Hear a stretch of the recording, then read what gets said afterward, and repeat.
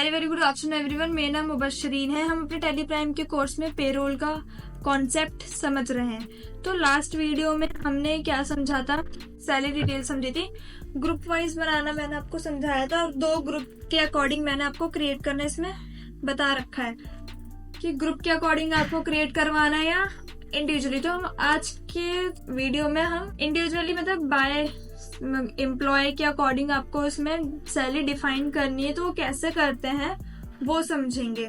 और मैंने इसमें ये बताया था कि जो आप डिफाइन सैलरी का ऑप्शन है वो आपको डायरेक्ट क्रिएट ऑप्शन में नहीं मिलते, आपको एंटर में आके उसे ढूंढना पड़ता है। एंटर में आने के बाद आपको क्या करना है, आपको यहाँ डिफाइन सैलरी का ऑप्शन मिल जाएगा। तो लास्ट वीडियो में ना अकाउंटेंट का बनाया था, इससे मैं चेंजेस करने हैं तो चेंजेस कैसे करना वो भी बताया था मैंने आपको।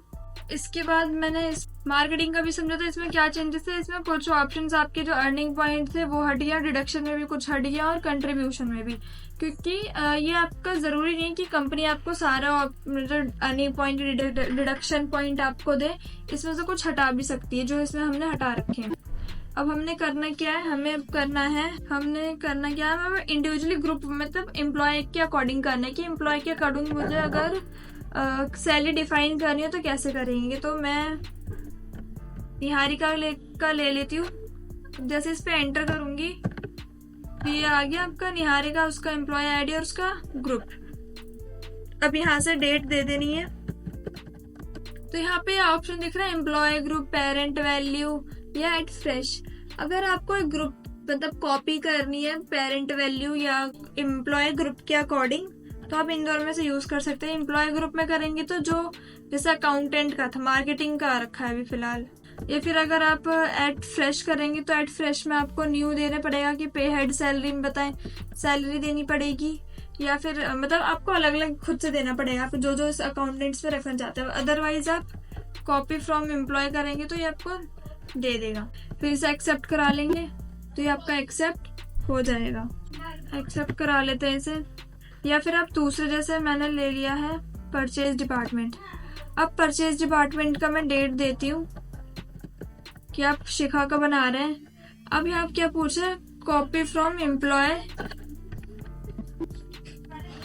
एक मिनट सॉरी, यहाँ पे थोड़ी चेंजेस करनी है। बाय पेरेंट वैल्यू में क्या होता है कि जैसे अकाउंटेंट का है तो ये आपको अकाउंटेंट वाली डिटेल ही आपको दे देगी। जैसे अकाउंटेंट का हमने ग्रुप में बनाया था कि ये सारे ऑप्शंस मैंने इसमें फिलअप किए थे।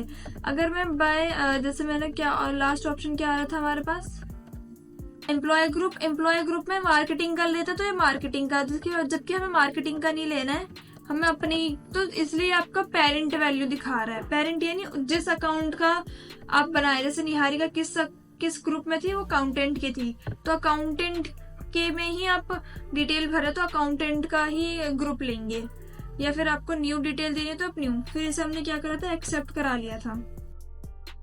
अब हम जैसे डिफरेंट लेते हैं, जैसे हमारा आ गया सेल डिपार्टमेंट का ले लेती हूँ मैं, कोमल का। यहाँ पे डेट दे देती हूँ। अब ये कॉपी करने के लिए बोल रहा है, जैसे अब ये कोमल है, कोमल सेल डिपार्टमेंट की तो डिटेल हमने भरी ही नहीं थी। सेल डिपार्टमेंट की अगर मैं बात करूं तो सेल डिपार्टमेंट का तो ग्रुप ही नहीं क्रिएट किया है हम, तो हमें दिखेगा ये कहाँ से। अगर मैं कॉपी फ्रॉम एम्प्लॉय ग्रुप करूं तो आपको यहाँ 2 ऑप्शन दिखेंगे, एक अकाउंटिंग और एक मार्केटिंग। सेल का इसलिए नहीं दिख रहा, सेल का अगर होता तो ये आपको क्या आपको बताता, पेरेंट वैल्यू में आपको ये शो करता अगर सेल का हम बनाते तो हमें फिलहाल क्या करना है, कॉपी एम्प्लॉय ग्रुप करना है। अब इनमें से जिस अब या फ्रेश करनी है तो आप स्टार्ट फ्रेश भी कर सकते हैं, या फिर आप कॉपी फ्रॉम एम्प्लॉय भी कर सकते हैं। यहाँ डेट दे देनी है। अब अकाउंटेंट का लेना है या मार्केटिंग का लेना है ये आपके ऊपर है। तो मैं अकाउंटेंट का ले रही हूँ। अकाउंटेंट पे एंटर करते ही आपको ये सारी डिटेल दिख जाएगी इसकी। अकाउंटेंट में जो भी हमने यहाँ पे बस सैलरी चेंज हो सकती है, जैसे 35,000 हो जाएगी सेल डिपार्टमेंट, या कम भी हो गई, जैसे 20,000 हो गई है। फिर यहाँ पे उसका 800 रुपये इसका कन्वीनियंट अलाउंस हो गया है, ओवर टाइम में 550 हो गया है। या इनमें से कोई डिडक्शन पर, जैसे डिडक्शन या हाउस रेंट हट रखा है, एडवांस सैलरी हट रखी है, तो आप ये एंड ऑफ लिस्ट कर सकते हैं, ये आपके ऊपर है। फिर मैंने इसे एक्सेप्ट करा लेना है कंट्रोल ए से।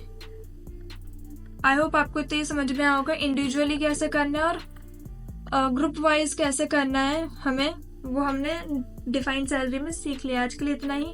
हमने किस किस की सैलरी, कोमल का देख लिया हमने, निहारिका का देख लिया,